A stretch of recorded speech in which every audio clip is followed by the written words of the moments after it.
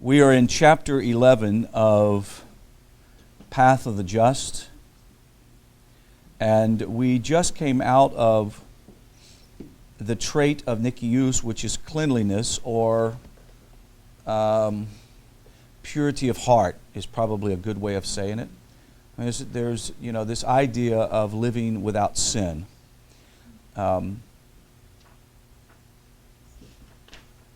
Many people have been raised in Christianity to believe that one cannot live without sin, that you have to have a sin remover in your life. And we learn from what Hashem tells Cain that, if you wouldn't mind turning on that light over there, that would be great, because we need more lighting. What Hashem told Cain is that sin is at the door, is crouching at the door.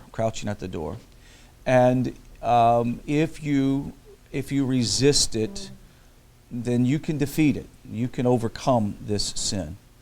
So very early in the Torah, we discover that sin is something that we can overcome.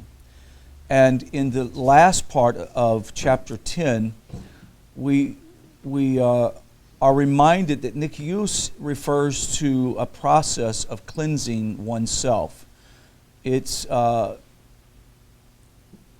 just avoiding the obvious big sins, because that's not the issue of a righteous person is not avoiding the big sins, right? We don't have a problem stealing cars and robbing banks and cheating on our spouses. But this is about dealing with the subtle manifestations of bad traits, of subtle traces of wrongdoing that can result from rationalization, which would ultimately result in committing offenses toward Hashem. As long as one is under the control or the spell of the desire of the Yetzer Hara and physical gratification, then there is always going to be the likelihood that person will fall into some sin without really intending to do it. It just will happen. Only once a person is completely freed himself from these subtle desires and rationalization can he avoid even the trace of sin. Now, this is a high level, okay? And we can talk about zeal, having zealousness for Hashem, having watchfulness, avoiding worldliness, watching our friends who our friends are. But this level of what I call spiritual fine-tuning is at a high level, which is a very achievable thing. I don't think that this is not achievable. This is very achievable. And many that I know who study Torah and attempt to live good, wonderful, righteous lives are able to achieve this. There are a lot of people who are observant who've never achieved this. Now, I know that sounds surprising, doesn't it? Meaning that they can do all of the mitzvah that they can, but deep down inside, they've not been able to fine-tune their interpersonal thing. So they're the person who is, when you get around them, you just realize they're rough around the edges. I spoke to someone the other day that would claim to be a righteous man. I'm trying to figure out how to say this. This is not an indictment on him personally. I'm not saying. I'm just using this as an illustration. This person I was looking at a car. I was thinking about buying another car, and so he found out that we have the NETIV Center, and he's like, "Oh, this is great. I love the Bible and all those things." And for some reason, he felt like that he could confess his wrongdoing, and said that he cheated on his spouse that night. Yeah. And his spouse caught him, and he said, "So I'm going to leave. I'm leaving her." And I said, well, why would you cheat on your spouse? And he said, because she's not satisfying me physically. Right? Now, do you see the highest level? And this guy said, and I said, well, what's your plans? He says, my plans is to move to XYZ and start pastoring a church. God's called me to pastor a church.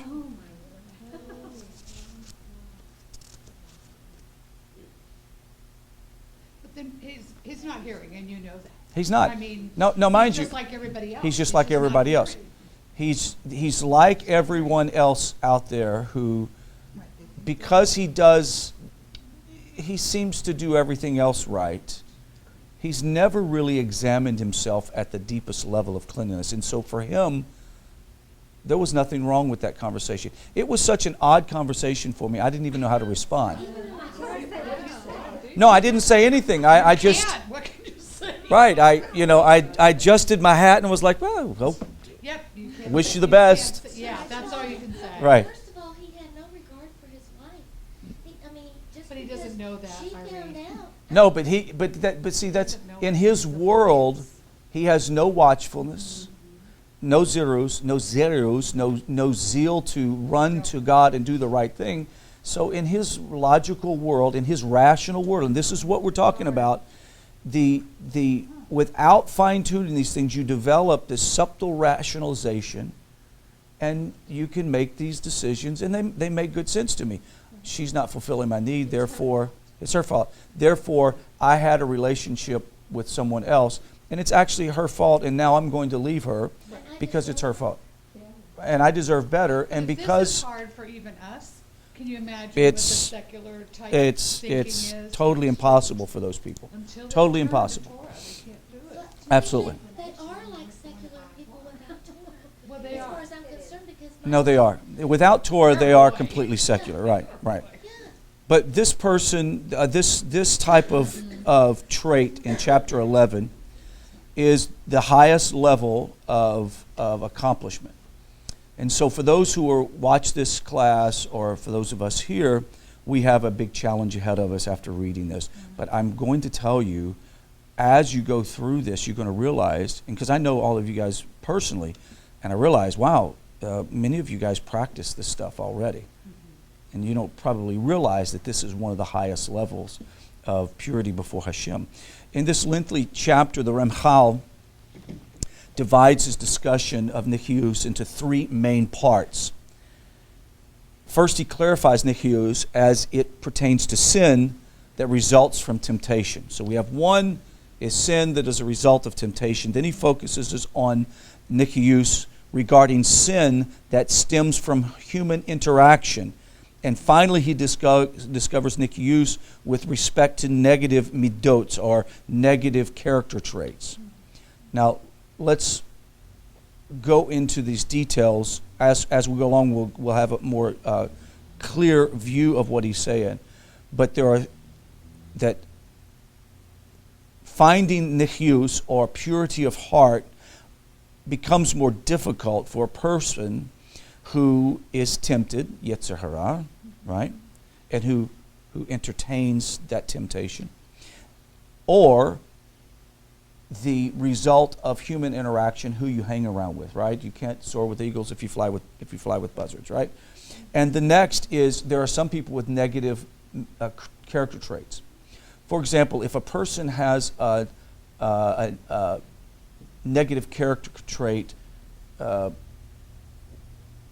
that is always wanting others to think good of themselves, always having to struggle, I want other people to always think good of me, then there is the possibility one would easily fall into the sin of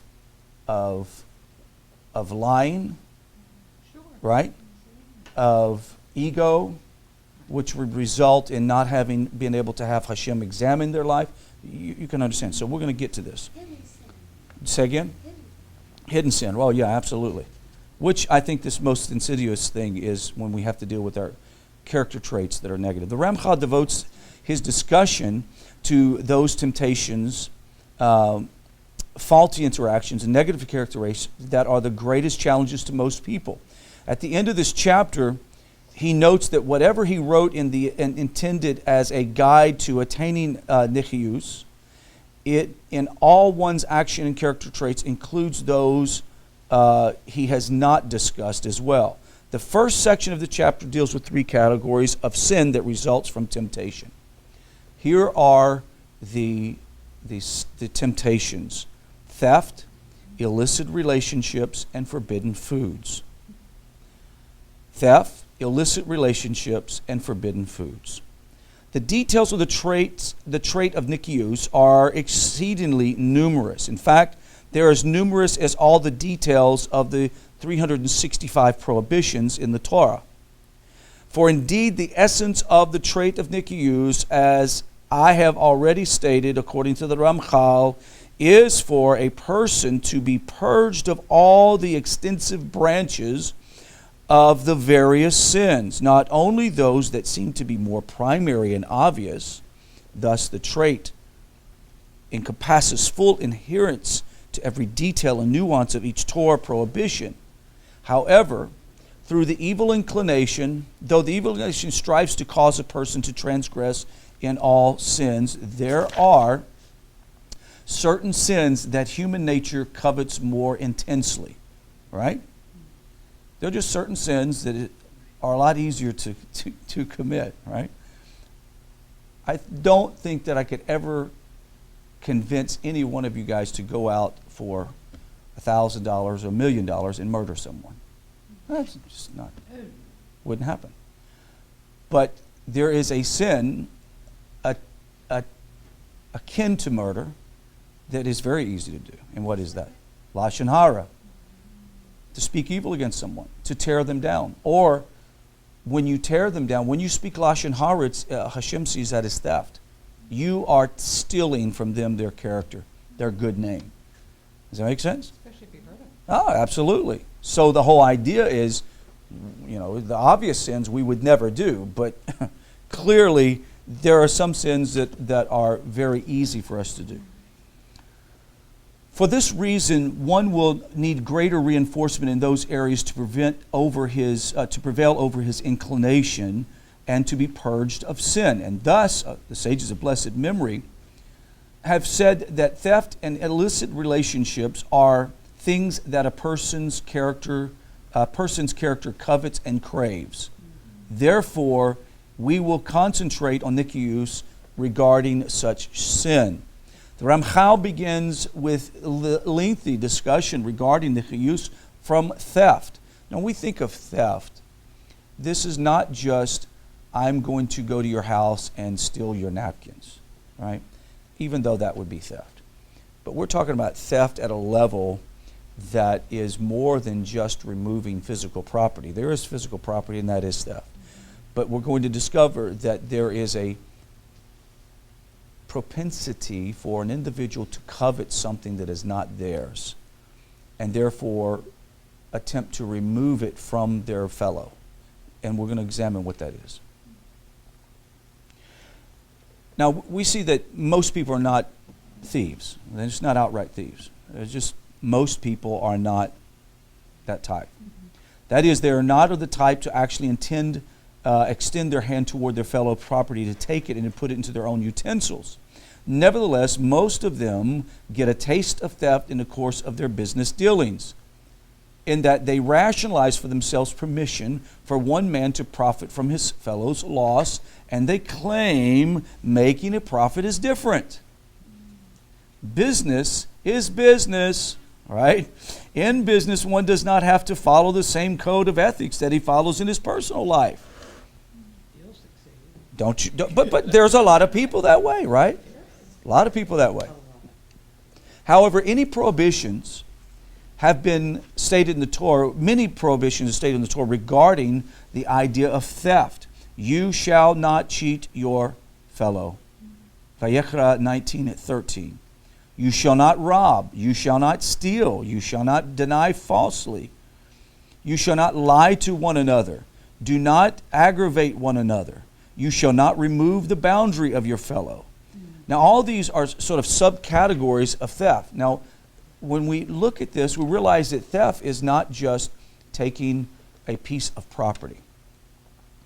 If I do anything to damage you emotionally, psychologically, spiritually, then I'm acting as a thief because I'm robbing you of something. When Try to control someone, try to Right. When you try to manipulate or control someone for the purpose of gaining something, it's as if you are stealing from them. Yeah, it's what your intent, it's what you What's- think that person should be like, Absolutely. you know. These things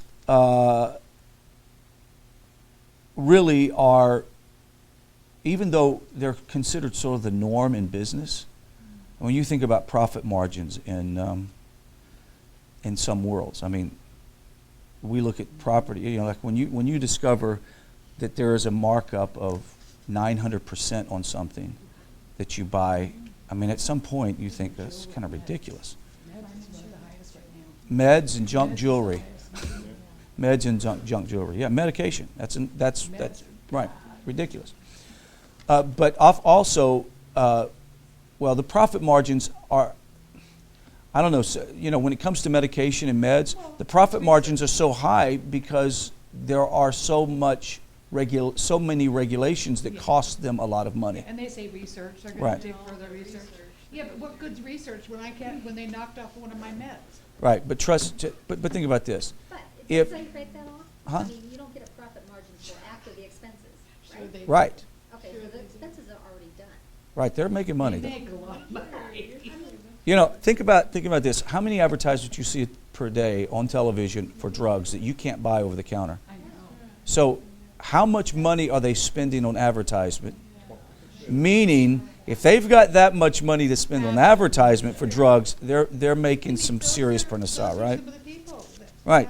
The business things that Washington lobbyists, and also they have Right.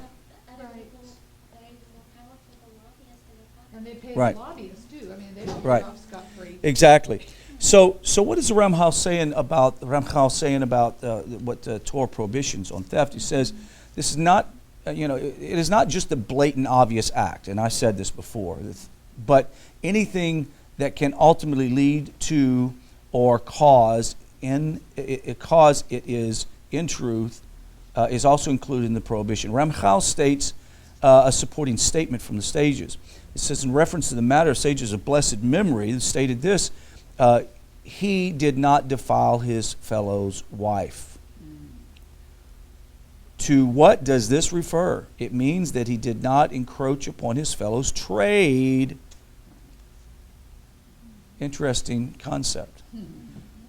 So if I were to encroach on a fellow's ability to make money, it's as if he encroached on and took advantage of his wife.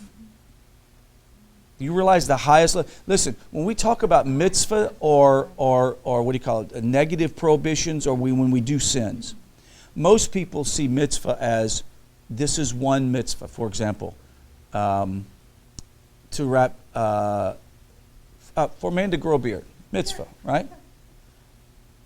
Is it one mitzvah or 5 mitzvahs? Or 4 mitzvahs? You think, well, no, it's one. No, actually, it points out the different places that shouldn't be shaved. So in reality, it's not 1, it's 4. So when you wrap tefillin and you say your prayer, when you wrap tefillin, you say the prayer, every letter of the Hebrew alphabet is a mitzvah to recite.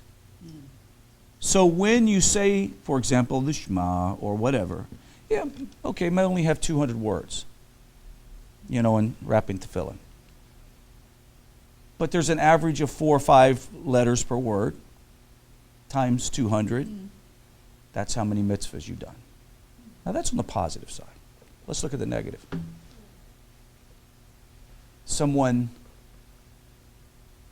sells another one's a piece of property that he knows is way overpriced, and it might take the buyer years to recover. Or it has deficit, or it has a very trash. Whatever, yeah.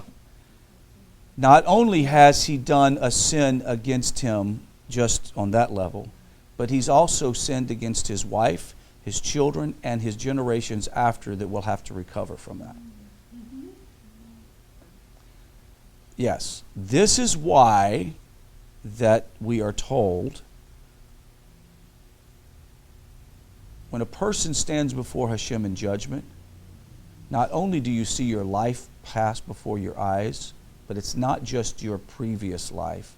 It's the life that that was a result of your actions. So all the sins that I have committed that have as a result of creating sin for others, it's held to my account. That's big. Now, what's the positive side? The positive side is the mitzvahs I commit. When I die and I stand before judgment, not only will I be given credit for that mitzvah or the subcategories and micro details of that mitzvah, but also I will be granted great reward in the world to come for the result of that mitzvah as it carries on through generations. If I raised up hellions of children, and because of my negative character traits and lacking in nikyus, spiritual cleanliness, and I have children that grow up to be hellions and thieves and robbers, I will die, and even though they own their own sin, I will have to be responsible for the things that I have done to create them to be that way. That's scary. Well, it says that a Sadiq, when they go before Hashem, they would be so overwhelmed if they were even at zero. Absolutely.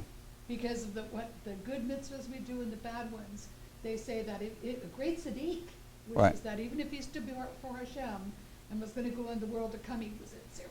Right. Yes, ma'am.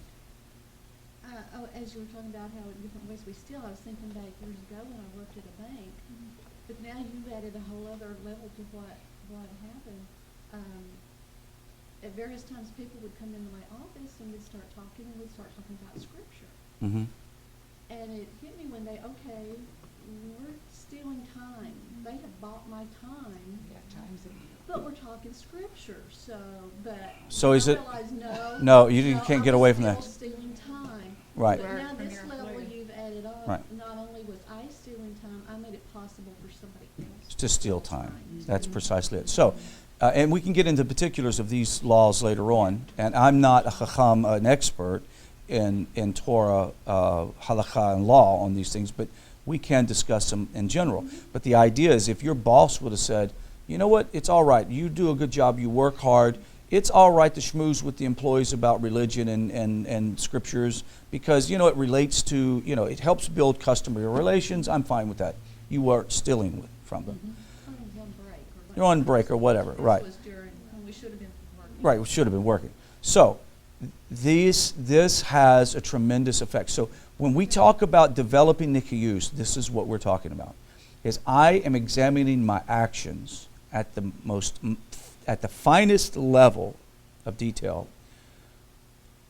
And when I look at my actions, I'm not looking at what I am examining what is going to be the result of my actions right now in the physicality. But I also am going to be examining my actions in the spiritual realm and in the realm of mystical connection that will be a result of my negative influence and what I've done. And that produces righteousness at a highest level. The Ramchal states that the sages say, blessed men, do not defile a man's wife. What does this refer to? And he says it means that he did not encroach his fellow's trade. The decree to which one must avoid encroaching on his fellow's trade, Rabbi Yehuda would caution a storekeeper, do not distribute toasted grain or nuts to children in order to accustom them to frequent his store. Now, you think, well, that's kind of silly. But think about it. You're in a small environment. You have many competitors, especially a small, tight-knit Jewish community. All the kids on the street, you don't want to pass out candy to them to get them to want to come into your store. Yeah, your intent was deceitful. Right. It's to bring them. It was. You weren't doing it as a Right, as kind kindness act to to give kids. children candy. Exactly. So that's why you don't. Now, when we're all sitting here at this table going, well, that happens all the time in business, right? You get a piece of junk mail that has a little fake key. It's marketing. That's so today, what Hashem would consider as borderline thievery is now being set up as marketing, clever marketing. Yeah. Right? So I'm going to manipulate a person to come in and insert that key when I know very well that my motive is not to give away a car. No. It's not to make them, $20,000. It's to sell them a car. It's bait and switch. It's bait and switch. Grocery stores are. Yeah. Oh yeah. Absolutely. So we have to Buy be. this product, buy this product. So in a world. If they're all doing that, if all companies and Make it right. businesses are making incentives for you to come in, and I'm not taking advantage, am I, of somebody else? If everybody has the opportunity to say, come to me, or businesses come to me, Okay, that's a good point, and the Ramchal addresses that. If all the shopkeepers were passing out candies and nuts and fruits and stuff to the children to entice them in, okay, it's all right. But at the same time, what is the motive behind it? If you are a righteous person, you are not attempting to practice witchcraft in your life. I mentioned this last night. Words can be witchcraft. Right? Our words, if we are attempting to manipulate a person to do something that they don't want to do, then it's witchcraft. And what if one of the business people cannot afford to do that? Correct. And he's in business, then you're hurting him. Then you're hurting him. So that's why you Right. have to think on a scale of yourself. Right. So this whole comment, all fair in love and war, does not fit with Hashem. Correct. He doesn't. fit with capitalism. Well, it doesn't No, fit it with doesn't. capitalism. No. No, I'm not, and I'm not trying to It be doesn't, anti. no. Because we're meant to you have to make profit to feed your family. But there's no issue with making a profit. Nope. It's the issue of I'm going to use subtle negative things to make profit. Correct. I'm going to take advantage. Here's another example. Somebody returns an item to a store, and you have a mom and pop store. You take that item and you clean it up real good, and you put a little WD-40 on all the things that make it nice and shiny, and you put shrink wrap and you sell it as new again. You've stolen from that individual. He's paid full price for something that clearly is used. Well, that's deception. That's deception. Yeah, it is. But if, let's say, the Veterans Administration sends out, calendars, or they send out your name on stickers and all that kind of thing, is that a manipulation also to get you to spend money in? Yes, it is. Because not all of the veterans things are fair. And Right, if you right. take those little stickers and use them, but you don't send money, are you stealing? It does. It makes Yeah, that happens too. Even them Christmas stamps and all that stuff. Right. Not realistic for But listen. That's a very good question, and I need to say it so everybody can hear it on the camera. The idea is if the Veterans Administration sends you what do you call it? Returning labels, right? Stamps on it. Right, and they send you return labels, and you don't send them any money, and then you use the labels. And you didn't see it. But you're promoting them then. I do. Another example, and PBS used to run, in Dallas, PBS wouldn't. Okay, hold on a sec. Do what now? At PBS in Dallas, during their pledge week, you watched PBS without donating, and this guy Right. has gone to hell, and that's why he went to hell and the whole thing. So if you watch PBS without, Yeah. where do we? But of course, now they're emotionally manipulating you to support something that they've getting plenty of money off doing. So to get back on track, let's think of some. Let's look at some of these other things that are sort of brought down to help us to understand. The severity of stealing from one's fellow man is huge. Why? No, there's a difference between marketing strategies, and maybe they're a little shady, but when you know the person that you're taking advantage of, that is stealing from your fellow man, and that's horrible. So here we go. The Sage's Blessed Memory, Bava Basra says, theft from a common man is more severe than theft from a Most High. So a person who steals from a poor person, you're the lowest of the lowest. Yes. Now, thievery is not good, period, but stealing from someone who has a lot of money is probably less severe when your punishment comes in. You're still going to be punished, but then from stealing from a poor person. As an evidence from the fact that in this case of theft from a common man, the verse mentions the thief's sin before his treachery. Whereas in the case of theft from temple treasury, it mentions his treachery before his sin. Do you understand?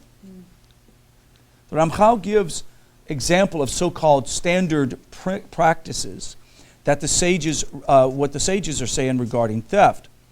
And Brachos 16a exempted those doing work for an employer for reciting the blessing of Hamotzei before eating their meal from reciting their latter blessings from Brachas Hamatzon after they finish eating, because the extra moment spent reciting those blessings would constitute stealing, time paid for by the employer.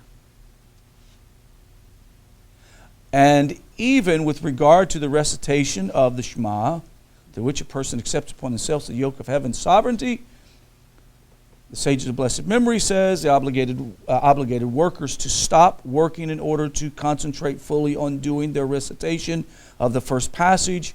The rest of the Shema, however, they recite while working. If this is how scrupulous a person must be with his employer's time, even when it comes to doing mitzvahs, how much more is it true regarding optional manners?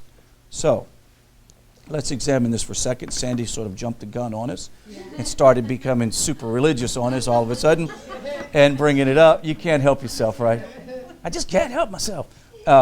So the idea is I'm working for someone, and I practice prayer very seriously, and I know that during the middle of the workday, I want to be able to go to do afternoon prayer, or to do afternoon prayer. Maybe there's a minion down the street that meets.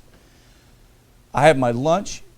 If I work a deal out with my boss and say, look, I'll give you the extra time. You know, you can either take it off of my pay, or I'll work an additional hour every day so that I can cover the time that I do my prayer. Is that okay?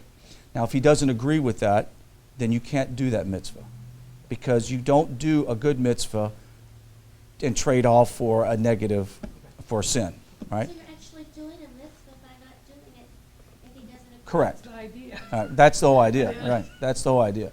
So it's about a working agreement with the whole idea. You know, when I was going to college, there were certain jobs that you knew you could get that they didn't have a problem you being a student studying on the job. And we all pretty much all kind of knew those jobs. There were security jobs that were like clerks at a hotel desk and stuff like that. They pretty much knew that you were going to do homework on the job. But if they knew you were going to do homework, could you get on the job and play video games? No. You just couldn't do that. That's not what they hired you for. Even though clearly they give you sort of, they kind of wink at it and go, we understand you have to do homework, but make sure you do a complete and a good job. So those are the kinds of things.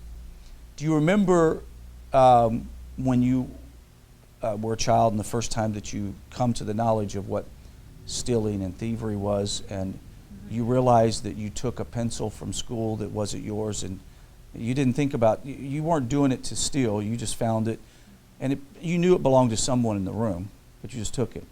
And you remember that horrible feeling like, oh, I've stolen and done something horrible. It's unfortunate as we get older as adults, that tends to dumb down quite a bit, and we don't worry about that stuff as much. But a person who develops nechiyus in their life, or this whole idea, the highest level of purity of heart, purity before Hashem and others, they're very careful about how they are doing those things. You go into a restaurant and they have condiments. Do you take more condiments than you should and bring them home with you? No. These are some of the things you have to think about. If I go to a store and I pull up and there's 4 parking spaces that says for customers of XYZ company only. And I go into that store and I shop. But when I leave there, I'm going to go to 3 other shops. Do I keep my car parked there? I mean, these are some of the questions that we'll address. We won't go into it. Do I keep my car parked there? And I know that this sounds ridiculous at some level. Like, oh, come on. You're straining at a gnat on this whole thing. But what the Ramchal is saying is a person who examines themselves at this level will overcome sin in their life. At the highest level, you will overcome. Sin will not overtake you. And we all, having a Yetzer Hara, have the propensity to do things that we shouldn't do. We always going to have the capability of committing a sin. But you lessen that by developing nikiyus, that trait of nikiyus that says, I'm going to examine myself at the highest level. So every word that I speak has to be guarded. Have you ever had a conversation with someone and later on that night you start examining the conversation and realize that you said something that was a lie? It was a pure lie. You just, right? You did. That it was totally from a warped perspective. Right. No, absolutely. A warped perception of something. You just said something. And at the moment, you didn't, it wasn't intention to lie. But for me to tell someone something that deceives them, I'm robbing them of the true knowledge of who I am and what I'm about. I mean, this is a high level of righteousness and holiness. And so as we go through, and this chapter is going to be quite long and very detailed, so that is why we're going to break this up into several sessions over the next few weeks. And before we get into, in the next class, we're going to be talking about the illustrations of nichios for employees. You know, if you're an employee, what do you have to guard, to take care of? And we're all challenged by those things. But let's go back in the summation of this lesson for the details or the traits of cleanliness or purity of heart or nikius. Chapter 11, when the Ramchal says in the very beginning, he says this, that